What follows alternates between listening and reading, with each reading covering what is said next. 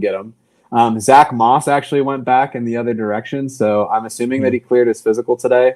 That's an interesting name to watch, I think, if Jonathan Taylor ends up being hurt for some time. I think that we'll see, but I don't know. I think that they would use Zach Moss first potentially, but it's for a conditional 6th-round pick that becomes a 5th. It's really interesting. So the Buffalo Bills are the top-ranked passing offense, which I don't think is a surprise to y'all. But since 2018, so since Nyheim Hines came into the league, he is 5th in the league for running backs for most receiving yards. So you have Eckler 1, Kamara 2, McCaffrey 3, James White at 4, then Nyheim Hines. So he's had some splash games historically. Do you think that there's any relevancy to Nyheim Hines now that he's in Buffalo? Do you think there's a role where he can kind of be like a James White and have some like flex play value, or do you think that Buffalo is not going to rely on the running back enough to make it worthwhile? I don't think he's a fantasy option moving forward unless Devin Singletary gets hurt. I think he's just going to be a situational guy because Singletary's played so well. In my opinion, I think he looks good. If he could score more touchdowns, I think that he would be a top-end running back, but he just doesn't get in the end zone enough. Yeah, I think from a real-life perspective, they're a better football team by adding a guy like this, but from a fantasy standpoint, I don't know that he impacts things much. The other thing to think about is when you talk about a guy switching teams like this, how quickly is he going to be able to pick up the new offense? Because Buffalo's offense also doesn't seem like the easiest offense for a new player to grasp coming in. I don't know that immediately he's going to make an impact, and by the time that he does, you could be in the fantasy football playoffs at that point. So yeah, the only other thing I can think of is I would imagine that Nyheim Hines probably blocks better than James Cook. I don't know how Devin Singletary is as a blocker, but I know that's like for people that are third down backs, like that's what you have to be able to do to see the field. So not that Buffalo's offensive line has struggled, but if you've seen like the other top teams in the league, they were adding a lot of defense in the AFC. So it's like I'm sure they wanted somebody that they can throw back there when he's in the shotgun. Have that extra. I mean, right in their own division with Miami getting Bradley Chubb. Yeah. So you're all in. Yeah. So I just traded Keenan for Higgins and Curtis Samuel with a new team. Is that Rashad Higgins? Like how? Slam dunk. I mean, if that's T Higgins, why was another player included? Why'd the other person do this trade, let alone include another player? Good for you. Is it like a 10-point per injury league or something? What am I missing here? Fleeced. I love that. I'm proud of you. I'm gonna check that out and put that on my fridge actually, because that's so good. It's T Higgins. Why was this trade done? Fleeced. Good for you. Is this a dynasty league? Because that'd be even more hilarious. Fleeced. Madness. Okay. Yeah. So next player that was acquired, we had Jeff Wilson Jr. get shipped off to Miami. It's funny because it's been said many times by Kyle Shanahan that he absolutely loves Jeff Wilson, that he would never shop him around. I have to imagine that Wilson was like, oh, McCaffrey's here. Elijah Mitchell's coming back. Yeah, I want out. So it was kind of like this three-way love triangle where the Dolphins ultimately got Jeff Wilson Jr. Chase Edmonds gets shipped out to Denver. Denver's already said that Melvin Gordon is still going to be the starting running back moving forward. So I don't know what they're going to do with Chase Edmonds. I guess it gives them more of a passing option, but he has been quite arguably the worst runner in football this season. So I don't think that there's much to say about him. I wouldn't pick him up as like a fan. How are you the worst running back in the NFL in a Mike McDaniel offense? This is why I picked this guy. I'm literally taking a shot at myself here. I picked this guy to be a top 15 fantasy football running back this year. I mean, he's top 15, but it's just at the bottom 15. You have to go in reverse. Yeah. But do you guys think what do you think Jeff Wilson getting added to what is now becoming the San Francisco 49ers East running back room? Do you have any fears for like this impacting Mostert at all? Or how do you think this plays out? You'll go first.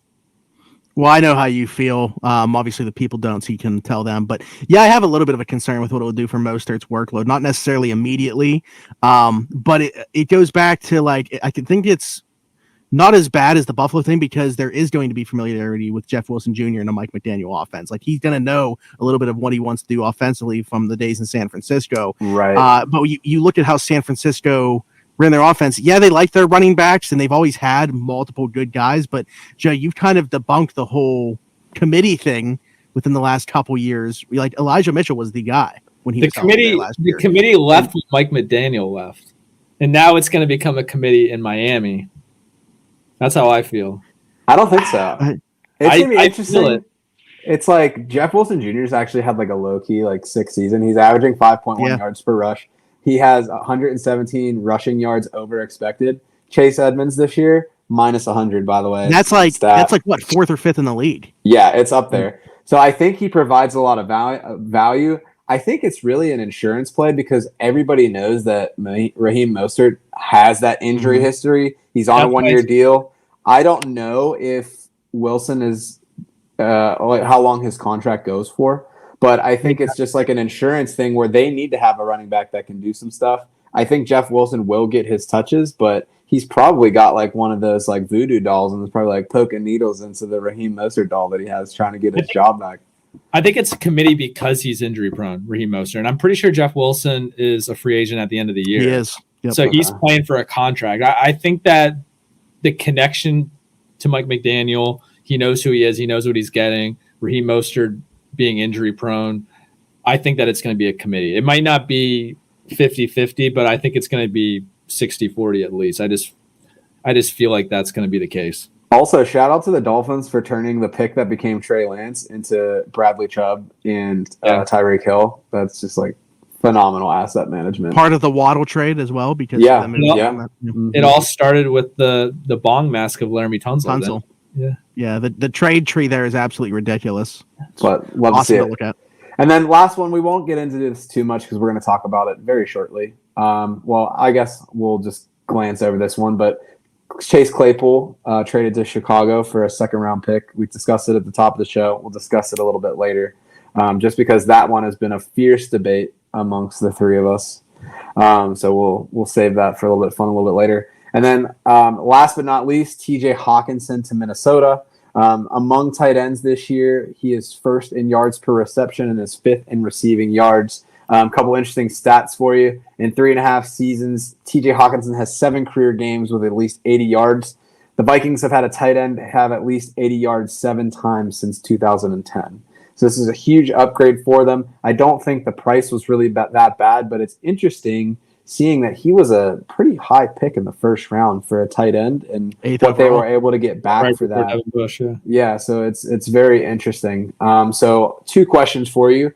Do you think that this helps or hurts Hawkinson's fantasy value? Personally, I think it's going to ding him a little bit because they don't really utilize him at all, and I think he's ultimately a better pass blocker than Irv Smith, so it'll be interesting to see how much they leverage that in the passing game. And 2, Hockenson was the number 2 target in Detroit, so who takes those targets now that he's gone?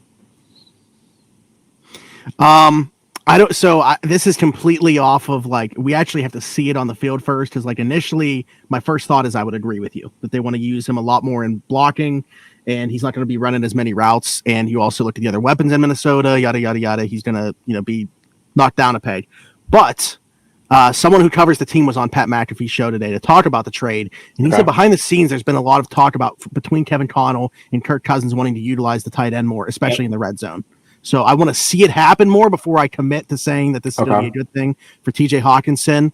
But just going based off of that, I know that obviously when you give up that type of capital too, they want this to work out and they want him to be a feature. And they're going to work out a long-term deal with him, it sounds like, too, if they haven't already. Yeah. So yeah. I think he stays the same because I'm with Zach. I think that they want to utilize the tight end, but of course you still have Justin Jefferson there. So I don't think he's going to get better. I don't think he's going to get worse. He's still going to be like a mid top 5 tight end. So we have, somebody like Adam Thielen kind of lower in our top 30 rankings, not for this week specifically, but moving forward, is he really the guy that takes a hit? It has to be one of the 2 of them. Yeah. I mean, from the tight end perspective, you have to hold on to Hockenson because who else are you going to pick up? But Thielen, I think he's been like a fringe player anyway. So to me, it's like I don't really feel comfortable having Thielen. He's not necessarily a drop candidate for me, but I don't feel great if he's in my starting lineup just because he's kind of TD dependent as well. He's absolutely TD dependent. That's always been his thing. I feel like the last few years he would have boom weeks because he'd end up with 3 touchdowns. because Kirk Cousins throws him the ball in the red zone a lot, but he's always been touchdown dependent. So Amon-Ra St. Brown, though, is going to destroy. And I've got to imagine that Josh Reynolds is going to get an uptick in targets as well. I mean, you have DJ Chark that's been out for a while. It'll be interesting to see what happens with the backup tight ends that they have. They were people that I've never even heard of. One of them could potentially surface, but I'm not going to put any stock into it. But yeah, we'll see. It's going to be interesting.